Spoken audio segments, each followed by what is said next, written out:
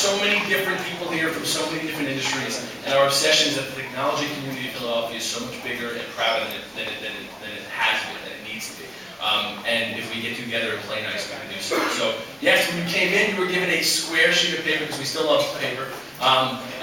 Collaboration. You pick two organizations. You don't even have to work with them or even know what they do. But take two organizations and tell them what they should do together, right? So we have a tack board over there. There's still papers around. If you don't grab them, I'll give you one. And think of two organizations that should do something together and put on the board, and we will share them with Attendee Philly, or chase people down and talk about collaborating. Councilman Bill Green introduced a resolution last month. Kind of one of these vanity resolutions. Naming is officially Philly Tech Week, right? Like the same kind of vanity resolutions that every level of government probably wastes too much time on. But we loved ours too. But something I said when that was introduced then, I think carries a lot of power now, and that's making fun of me in football. That there were so many proper nouns in the Philly Tech Week. I don't want to know what's on there. Perhaps my flies down or something to address. There's so many proper nouns in the resolution that Bill Green introduced. There are so many different corners of this technology community, more than any geometry piece that could ever. I'm being upstanded by social media. There are so many corners of the technology community, more than any geometry piece we could ever have.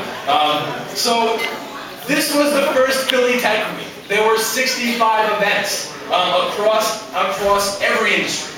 On Monday, we saw the unveiling of OpenDataPhilly.org. It is yes, OpenDataPhilly.org. Right? So, half of you don't know, I don't know what that is, but I'll clap with the social capital I'll gain for doing so. But it's this catalog of city data, right? Like, oh God, I don't care about city data, right? Like, I don't know what that means. But here's an example of the power, right? So on Monday, we released Xavier, the GIS shop that built it, releases a catalog of city data and other non-governmental data. Today, kind of the Code for America fellows, this Teach for America spin of the development of the city, released an app. Now we have kind of some poster boards over here to show you what the heck it is. But it's a guide for all of Philadelphia's murals, right? Like, we're in a city of the most murals in the country. But how do you find them? Where do you know where they are? There's city data that collected that, but no one could ever do something with it. The data was released on Monday. Code for America fellows built something beautiful that made living in Philadelphia easier and more appreciable, and it's here. So it's browser-based. It's in every smartphone you have. Visit it and find where all the murals are in Philadelphia. During Philly Tech Week, actually, and tomorrow, I should add that tomorrow at Temple University, Bar Can't Lose Innovation, a few dozen more coders and hackers are going to use other city data to also do amazing and important things. This technology community is not just about, whatever trivial matter we often think it is. It's really important. I want to shut up now in a moment. I really do. But amazing things happen. I also want to talk about five new Philly startups that came out. The amazing things we're talking about, sustainability, the future of music. All of this was tied around technology across all industries.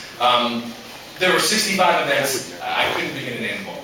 I do want to thank our sponsors, right? Like WHYY for sharing this amazing, beautiful space. I want to thank Chariot Solutions, Altiva, PhD Virtual, Morgan Lewis, Verizon, Tropo, University City Science Center, Little Giant Media, Blue Wolf, Monotape, Interdigital, Empower, Open Desks, Jarvis, Reed Technology, Krispy Kreme, Vitamin Water, Amstel, and many others. There actually are others. You also see how those folks are in many different industries, right? It's a technology community that is a really big tent.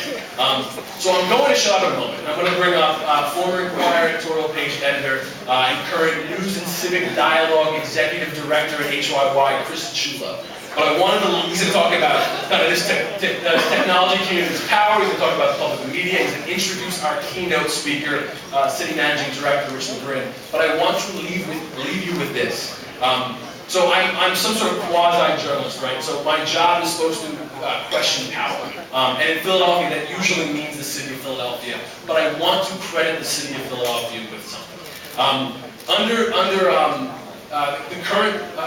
the former Chief Technology Officer, Alan Frank, who's in the room tonight, the city's division of technology kind of enumerated this digital Philadelphia vision, which was, quite frankly, a mess of brand names. I'll certainly say that. But underneath it was this real brilliance. It was that the technology community is not limited by small, trivial matters. The technology community will transcend Philadelphia in three really, really important ways. The technology community is going to create jobs in Philadelphia. The technology community is going to increase access and education opportunities for low-income Philadelphians.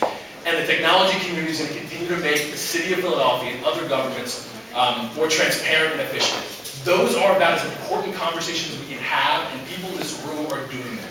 So if you want a call to action, you go forth from this day on until next year's 2012 Philly Tech Week and collaborate and build around the opportunities to connect and do those three goals in bigger and broader ways. So thank you so much for your time, and I want to bring up Chris and Sheila now. So thanks so much.